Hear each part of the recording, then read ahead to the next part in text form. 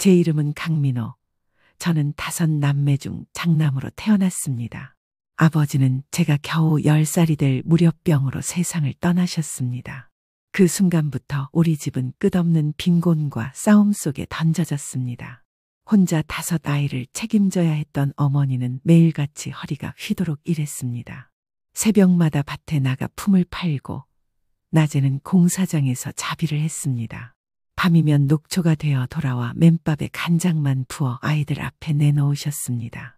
저는 장남이라는 이유 하나만으로 일찍 철이 들어야 했습니다. 아직은 뛰놀고 싶고 공부하고 싶은 나이였지만 그럴 여유는 없었습니다. 책가방 대신 손에는 삽과 곡괭이가 들렸고 연필을 쥘 손가락은 매일 저녁 흙먼지와 굳은 살로 덮였습니다. 학교에 갈 수 없다는 사실은 부끄럽고 서러웠지만 동생들이 굶지 않으려면 어쩔 수 없었습니다. 저는 그저 제 몫을 다해야 한다는 생각뿐이었습니다. 15살이 되던 해 저는 공장에 들어가 마기를 하기 시작했습니다.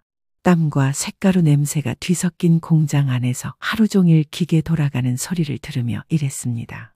온몸은 늘 시커먼 기름때로 범벅이 되었고 손바닥은 갈라지고 피가 배어나오곤 했습니다. 그러나 돈을 벌 수 있다는 사실 하나만으로 버틸 수 있었습니다. 그 돈으로 동생들 학용품을 사주고 어머니의 허기진 저녁상에 조금이나마 반찬거리를 올릴 수 있었으니까요. 군 복무를 마치고 돌아왔을 때 저는 또다시 현실 앞에 마주섰습니다. 특별한 기술도 배움도 없던 저는 선택의 여지가 많지 않았습니다. 그때 발을 들인 곳이 바로 족발집이었습니다. 처음에는 배달원으로 들어갔습니다. 당시만 해도 배달원을 천대하던 시절이라 사람들은 저를 흘겨보며 자빌꾼 정도로 취급했습니다. 비가 오나 눈이 오나 무거운 배달 상자를 이고지고 골목골목을 뛰어야 했습니다.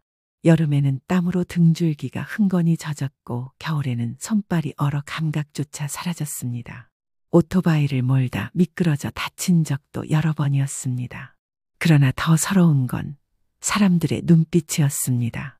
배달을 마치고 빈 그릇을 거들어가면 대놓고 불친절하게 굴거나 내가 뭐 잘났다고 하는 눈빛을 주는 이들이 있었습니다.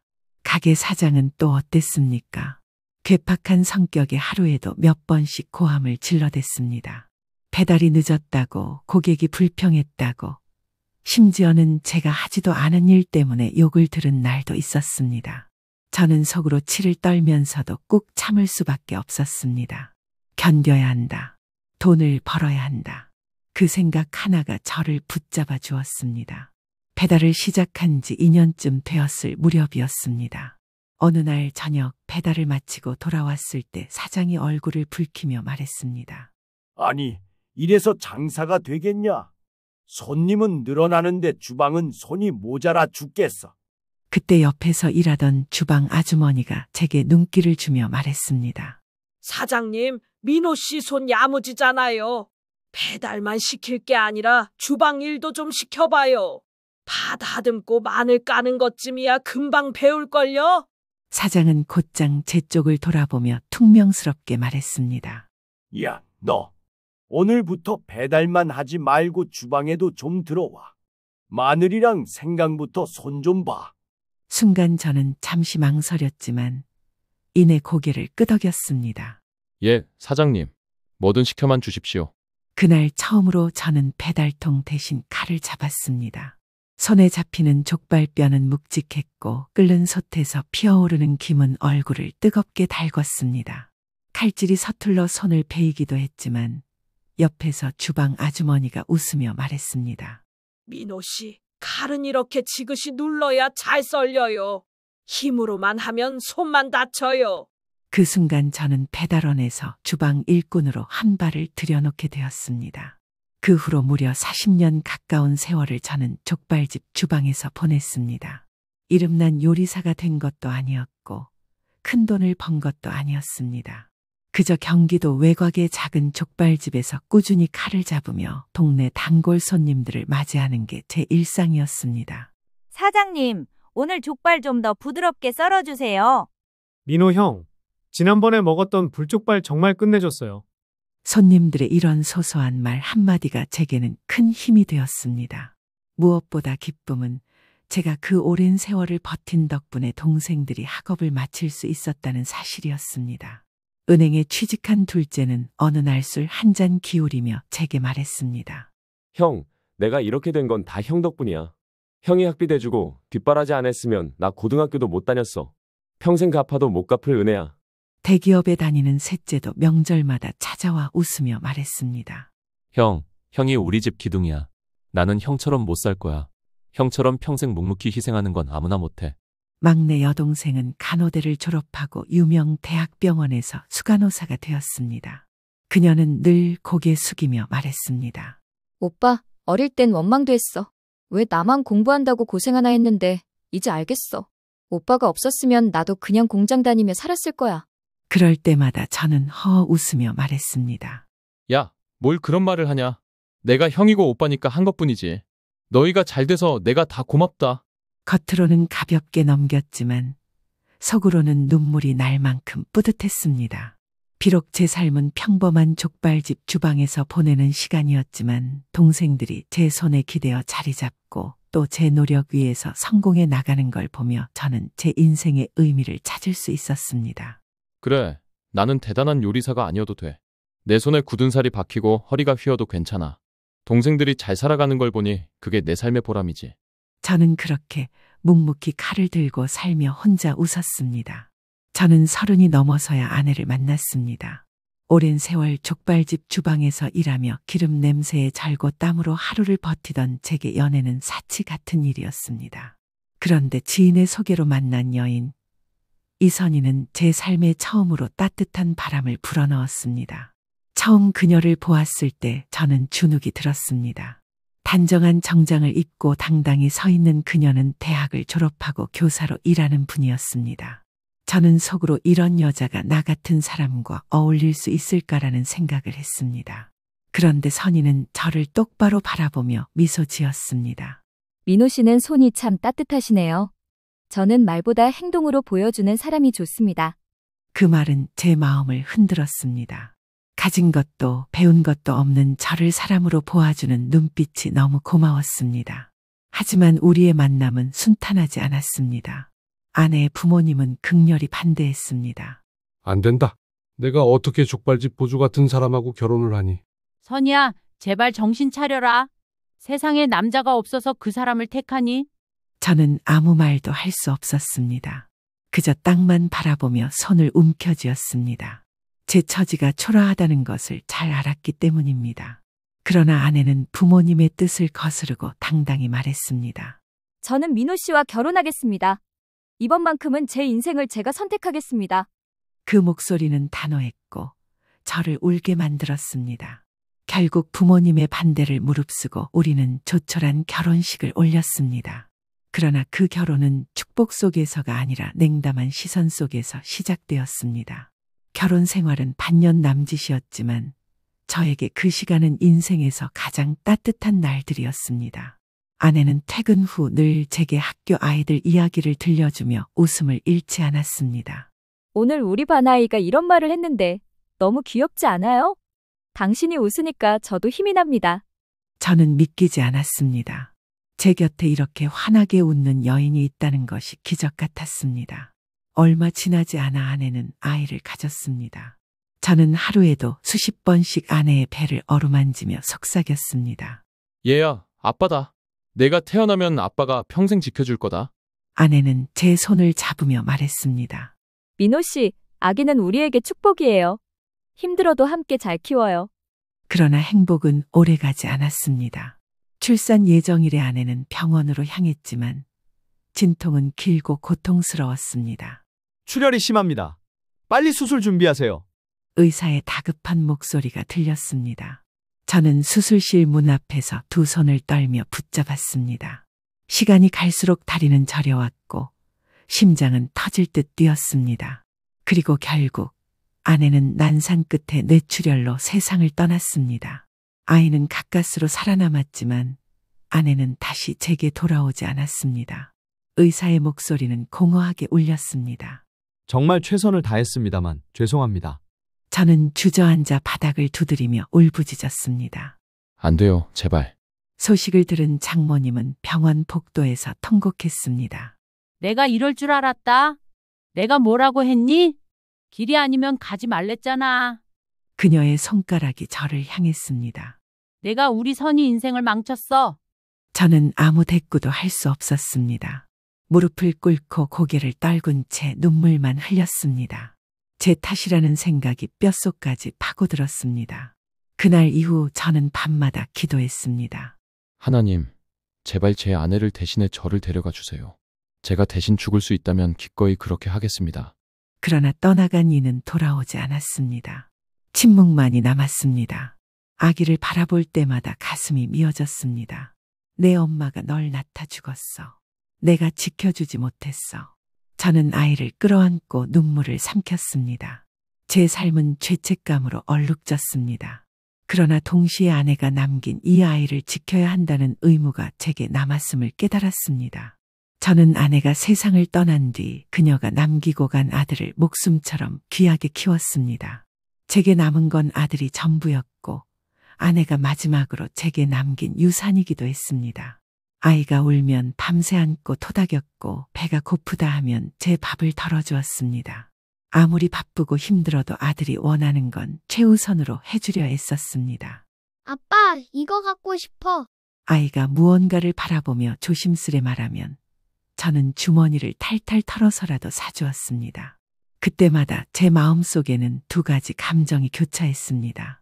아내를 지켜주지 못한 죄책감, 그리고 아들만큼은 세상 그 무엇보다 부족하지 않게 키우겠다는 집념이었습니다. 하지만 한편으로는 불안했습니다. 지나친 보살핌이 아이를 나약하게 만들지는 않을까. 제 마음속 어딘가에서는 늘 그 불안이 자리 잡고 있었습니다. 세월은 빨랐습니다. 아들은 어느새 청년이 되었고 군대에 입대했습니다. 저는 매일 기도했습니다.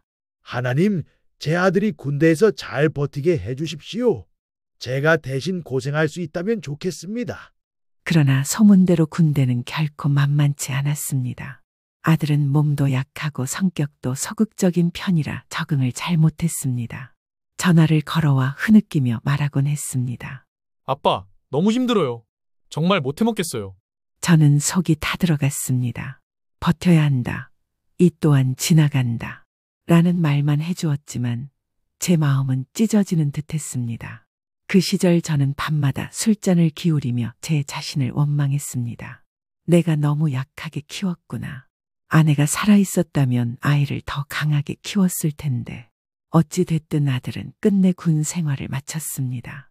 그리고 대학을 졸업한 뒤 중소기업에 취직했습니다. 남들 보기엔 평범하고 소소한 길이었지만 제겐 기적 같은 일이었습니다. 그러던 어느 날 아들은 제게 전화를 걸어 말했습니다. 아빠, 이번 주말에 여자친구 데려갈게요. 그 말을 들었을 때 제 가슴은 설레었습니다. 드디어 제 아들이 사랑하는 사람을 데려오고 새로운 가정을 꾸리려 하는구나 싶었습니다. 약속한 날 아들은 여자친구 유지연을 데리고 왔습니다. 첫인상부터 강렬했습니다. 눈매는 날카롭고 말투는 똑 부러졌습니다. 제 아들과는 정반대 성격 같았습니다. 민호는 조심스레 그녀에게 물었습니다. 지연 양, 우리 아들 성격이 좀 소극적인데 괜찮겠습니까? 그녀는 눈을 마주치며 또렷하게 대답했습니다. 네, 오히려 제가 잡아줄 수 있다고 생각해요. 그 말을 들으며 저는 내심 안심하면서도 걱정이 되었습니다. 강한 성격의 며느리가 소극적인 아들과 잘 맞을지 의문이었기 때문입니다. 그러나 아들이 그렇게 원한다면 저는 허락해야 했습니다. 결혼 이야기가 구체적으로 오가자 제 마음속에는 또 다른 걱정이 생겼습니다. 내 아들이 결혼해서 어디서 살지? 어떻게든 집은 마련해줘야 한다. 저는 가진 돈을 탈탈 털었습니다. 평생이라며 모아둔 돈이었지만 제게는 아들이 우선이었습니다. 그렇게 해서 서울 도심에 24평짜리 아파트를 구입했습니다. 입지가 좋았고 지하철도 가까웠으며 주변에는 학교도 있어 앞으로 아이가 태어나도 좋은 환경이었습니다. 제 능력으로는 이 이상을 바랄 수 없을 만큼 최선의 선택이었습니다. 아파트 계약을 마치고 저는 가슴이 벅차올라 아들에게 말했습니다. 이제 내 집이 생겼다. 이곳에서 아내와 행복하게 살아라. 그 순간 아들은 눈시울이 붉어지며 고개를 숙였습니다. 아빠, 고마워요. 어떻게 이런 걸. 아들의 그 한마디에 저는 그동안 흘린 땀방울이 보상받는 듯했습니다. 그러나 그 기쁨은 오래가지 않았습니다. 집을 보러 온 지연은 집안을 둘러보더니 곧바로 말했습니다. 애 하나만 낳아도 이 집 너무 좁을 거예요. 그 말은 제 가슴을 서늘하게 식게 만들었습니다. 저는 순간 대답을 잃었습니다. 아들을 위해 제 전 재산을 털어 마련한 집이었는데 감사하다는 말은커녕 좁다는 말이 먼저 나왔기 때문입니다. 저는 애써 미소를 지으며 말했습니다. 이 근처 집값이 많이 올랐어. 내가 가진 돈으로는 이게 최선이다. 그러나 지연은 고개를 젓더니 말했습니다. 제 친구들도 결혼할 때 최소 30평은 넘는 집으로 시작했어요. 아이까지 생각한다면 넓은 집이 필요해요. 지금은 그냥 어찌 살아보겠는데 2년 안에 이사시켜주세요. 그 순간 저는 속으로 깊은 한숨을 내쉬었습니다. 내가 무리해서라도 집을 마련해 줬는데 감사는커녕 불만이 먼저구나. 아들 얼굴은 굳어 있었고 아무 말도 하지 못했습니다. 저는 그 모습을 보며 마음 한구석이 얼어붙는 듯했습니다. 그날 집으로 돌아와 저는 한참 동안 허공을 바라보았습니다. 기쁨보다 허탈함이 먼저 밀려왔습니다. 평생 모은 돈을 다 털어 아들에게 집을 사줬는데 돌아온 건 감사가 아니라 불만이었습니다. 저는 속으로 중얼거렸습니다. 내가 잘못한 건가? 내가 부족해서 이 아이들 마음에 드는 집을 못 사준 건가? 그러나 곧 제 마음속에서는 또 다른 목소리가 들려왔습니다. 아니다. 나는 최선을 다했다. 더는 바라면 안 된다. 하지만 서운한 건 어쩔 수가 없구나. 그날 밤 저는 잠을 이루지 못했습니다. 아내가 살아있었다면 제 마음을 알아줬을까? 아들이라도 제 편이 되어줬다면 덜 서운했을까? 하지만 현실은 제가 마련한 보금자리가 좁다는 말 한마디로 평가받는 것이었습니다. 아들의 결혼식이 무사히 끝났을 때 저는 마음 깊이 안도했습니다. 홀로 키운 아들이 드디어 제 품을 떠나 새로운 가정을 꾸리게 되었으니 그 자체로 제 인생에 큰 짐 하나를 내려놓은 듯했습니다. 신혼여행을 다녀온 아들 부부는 새 아파트에서 생활을 시작했고 저는 멀찍이서 그저 그들의 행복을 지켜보기만 해도 충분했습니다. 이제라도 내 아들에게 평범한 가정의 행복이 찾아왔구나. 저는 그렇게 스스로를 위로하며 고된 세월을 견딘 보람을 느끼고 있었습니다. 하지만 그 평온은 오래가지 않았습니다. 결혼한 지 채 1년도 되지 않아 아들이 어느 날 저를 찾아와 말했습니다. 아빠, 저 회사 그만뒀어요. 저는 깜짝 놀라 숟가락을 놓았습니다. 뭐라고? 너 이제 겨우 자리 잡는 것 같더니 왜 그만둬? 아들은 며느리와 눈치를 주고받으며 머뭇거리다 대답했습니다. 저 지연이랑 식당을 열어보려고 해요. 장사 한번 해보고 싶습니다. 저는 속으로 불길한 예감을 느꼈습니다. 하지만 그 말은 시작에 불과했습니다. 아들은 숨을 고르더니 마침내 본론을 꺼냈습니다. 아빠, 그래서 투자금이 필요합니다. 인테리어도 해야 하고 권리금도 줘야 하고 한 10억쯤 있으면 될 것 같아요. 좀 도와주실 수 있을까요? 10억이라는 말에 제 가슴은 철렁 내려앉았습니다. 제 평생 땀 흘려 모은 돈이 통째로 날아갈 수 있는 금액이었기 때문입니다. 저는 목이 메어 잠시 말을 잇지 못하다가 겨우 입을 열었습니다. 얘야, 장사라는 게 그렇게 쉽게 되는 게 아니다. 준비도 없고 경험도 없는데 10억이라니. 그러자 아들은 간절한 눈빛으로 저를 바라보며 말했습니다. 아빠, 이번이 아니면 기회가 없을지도 몰라요. 제발 저희를 믿어주세요. 꼭 성공해서 갚겠습니다. 그 눈빛은 제가 외면할 수 없을 만큼 절박했습니다. 저는 결국 통장을 열어 아들에게 돈을 내주었습니다. 하지만 그 순간에도 제 마음속에는 불안이 가시지 않았습니다. 식당은 곧 문을 열었습니다. 처음에는 의욕이 넘쳐 보였지만 시간이 지나면서 문제들이 드러났습니다. 손님이 많아도 며느리 기분이 내키지 않으면 문을 닫고 점심 장사 시간에도 늦잠을 자다 문을 열곤 했습니다. 저는 어느 날 가게를 찾아가 조심스레 말했습니다. 장사는 꾸준히 열어야 손님이 붙는다. 너희가 열고 싶을 때 열고 닫고 싶을 때 닫으면 단골이 생길 수가 없어. 그렇게 해서는 안 된다. 그러자 며느리는 얼굴을 굳히더니 제게 등을 돌리며 작게 중얼거렸습니다. 배달이나 하던 주제에 말이 왜 이렇게 많아? 그 말은 제 가슴을 송곳처럼 찔렀습니다. 평생 땀 흘려 성실하게 살아온 제 인생이 한순간 배달이나 하던 주제로 모욕당하는 순간이었습니다. 저는 분노와 허탈함의 그 자리에 선 채로 휴대폰을 꺼내 들었습니다. 여보세요. 네, 부동산이죠. 우리 애들이 운영하는 가게 당장 매물로 내놓으시오. 예, 가능한 빨리. 아들과 며느리는 깜짝 놀라 저를 바라보았습니다. 아들은 허둥지둥하며 말했습니다. 아빠, 그건 좀 갑자기 왜 그러세요? 저는 눈을 똑바로 뜨고 단호하게 말했습니다. 나는 평생 성실함 하나로 살아왔다. 그런데 너희가 장사를 이렇게 우습게 생각한다면 내 돈 한 푼도 물려줄 수 없다. 가게뿐만 아니라 내가 사준 아파트도 내놓을 거다. 내가 진심으로 노력하고 책임질 준비가 되었을 때 그때 다시 시작해라. 집으로 돌아오는 길 빗방울이 흩날리고 있었습니다. 며칠 뒤 아들과 며느리가 제 집 문을 두드렸습니다. 문을 열자 두 사람의 얼굴은 이미 울음에 젖어 있었습니다. 거실로 들어오자마자 그들은 말없이 무릎을 꿇고 고개를 깊숙이 숙였습니다. 아빠, 잘못했습니다. 한 번만 용서해 주세요. 다시는 그런 일 없겠습니다. 아들은 떨리는 목소리로 애원했습니다. 며느리 역시 울먹이며 제 앞에서 손을 모아 빌었습니다. 아버님, 제가 철이 없었습니다. 제발 이번만 눈 감아주세요. 앞으로는 뭐든 말씀대로 하겠습니다. 저희 다시 기회 주시면 정말 잘하겠습니다. 그들의 목소리는 간절했고 눈물로 범벅된 얼굴에는 후회의 흔적이 고스란히 묻어 있었습니다. 그러나 저는 팔짱을 낀 채 의자에 앉아 그들을 내려다보며 눈 하나 꿈쩍하지 않았습니다. 너희가 오늘 무릎 꿇고 우는 건 쉽다. 하지만 책임을 지는 건 어렵다. 나는 평생 책임을 지고 살아왔다. 이제는 너희 차례다. 내 앞에서 아무리 빌어도 나는 마음을 바꾸지 않는다. 제 목소리는 단호했습니다. 아들은 고개를 숙인 채 흐느끼며 제 발등을 바라보았고 며느리는 눈물을 훔치며 고개를 흔들었습니다. 그때였습니다. 제 휴대전화가 진동을 울렸습니다. 화면에는 안사돈이라는 이름이 떴습니다. 순간 불길한 예감이 가슴을 스쳤습니다. 전화를 받자마자 들려온 목소리는 고래고래 소리치는 고함이었습니다. 애들 집에 가게까지 다 뺏어가면 어쩌자는 거예요? 아무리 그래도 그렇지. 무슨 부모가 그렇게 합니까? 저는 차분히 대답하려 했습니다. 사돈어른, 제가 뭘 뺏어갑니까?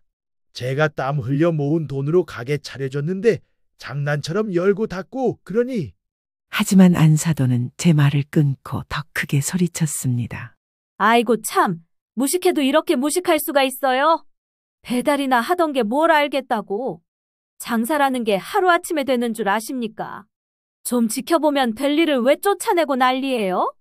그 말은 제 자존심을 송두리째 흔들었습니다. 평생 성실함 하나로 살아온 제 인생을 배달이나 하던 무식한 인간으로 치부하는 그 목소리에 저는 더는 대꾸할 말이 나오지 않았습니다. 사돈어른, 더 이상 할 말 없네요. 이만 끊겠습니다. 저는 냉정하게 전화를 끊었습니다. 손이 떨렸지만 제 마음은 오히려 더 단단히 굳어졌습니다. 전화를 끊고 나자 아들과 며느리는 더 크게 울며 매달렸습니다. 며느리는 손등으로 눈물을 훔치며 말했습니다. 아버님, 제 엄마가 흥분해서 그러신 거예요. 제발 한 번만 더 믿어주세요. 저희 정말 잘할게요. 아들도 흐느끼며 고개를 들지 못했습니다. 아빠, 우리 잘못했습니다. 이번만 봐주세요. 다시는 실수 안 하겠습니다. 저는 그들을 똑바로 바라보며 단호히 말했습니다. 너희가 내 앞에서 아무리 빌어도 소용없다. 내 돈을 우습게 여기고 내 성실을 모욕한 순간 이미 끝났다. 나는 더 이상 너희를 믿지 않는다. 잠시 침묵이 흘렀습니다. 두 사람은 여전히 눈물로 얼굴을 적시며 바닥에 무릎 꿇은 채 움직이지 않았습니다. 그러나 저는 결정을 바꾸지 않았습니다. 저는 마지막으로 차갑게 말을 던졌습니다. 너희 둘 오늘로 끝이다. 이혼을 할 게 아니면 앞으로 나를 찾아오지도 말아라. 내 집 문턱을 넘을 생각도 하지 마라. 그 순간 아들은 마치 하늘이 무너진 듯 고개를 떨궜습니다. 며느리는 두 손으로 얼굴을 감싸고 흐느꼈습니다. 그러나 저는 눈 하나 깜빡하지 않았습니다. 책임은 너희가 져라. 나는 평생 책임을 지고 살아왔다. 이제는 내 남은 삶을 내가 지키겠다. 그 말과 함께 저는 자리를 박차고 일어나 방으로 들어갔습니다. 거실에는 두 사람의 흐느낌과 억눌린 울음소리만 남았습니다. 잠시 후 현관문이 닫히는 소리가 들렸습니다. 아들과 며느리는 그렇게 제 집을 떠났습니다. 그들의 뒷모습을 보지 않았습니다. 저는 등을 돌린 채 오직 제 의지로만 버티고 있었습니다. 방 안에 홀로 앉아 있는데 제 귀에는 여전히 안사돈의 목소리가 맴돌았습니다. 배달이나 하던 게 뭘 알겠다고. 저는 평생 성실하게 살아왔습니다. 무식하다는 소리를 들을지언정 남의 눈을 똑바로 바라보며 내가 남의 돈에 손 떼지 않았다. 내 땀으로 여기까지 왔다. 라고 말할 수 있는 삶이었습니다. 저는 그 삶을 지키며 버텼고 그 덕분에 아들과 며느리까지도 지금의 자리에 서 있는 것입니다. 그런데도 제 진심은 무시당했고 제 삶은 우습게 치부당했습니다. 그날 밤 저는 제 마음속에 단단히 못을 박았습니다. 가족이라도 내 신념을 무너뜨리려 든다면 더는 내 가족이 아니다. 내 앞에서 무릎을 꿇고 울든 수십 번 빌든 나는 흔들리지 않는다. 사람 사이의 신뢰는 단 한 번 무너져도 끝이다. 저는 다시는 뒤를 돌아보지 않기로 했습니다. 앞으로 남은 제 삶은 더 이상 아들에게도 며느리에게도 기대지 않을 것입니다. 제 손으로 쌓아 올린 제 터전은 제가 지킬 것이고 누구에게도 휘둘리지 않을 것입니다. 저는 제게 다짐했습니다. 흔들리지 마라. 무너뜨리려는 자가 있으면 단호하게 끊어내라. 그것이 내 남은 삶을 지키는 길이다. 그 순간 제 마음은 오히려 고요해졌습니다. 연민도 미련도 사라지고 오직 단단한 결심만이 남았습니다. 저는 이제 알고 있습니다. 가족이라는 이름이 붙어 있어도 믿음이 없으면 남보다 못합니다. 하지만 제 삶만큼은 제가 끝까지 책임집니다. 그리고 그 어떤 일이 있어도 저는 다시 흔들리지 않을 것입니다.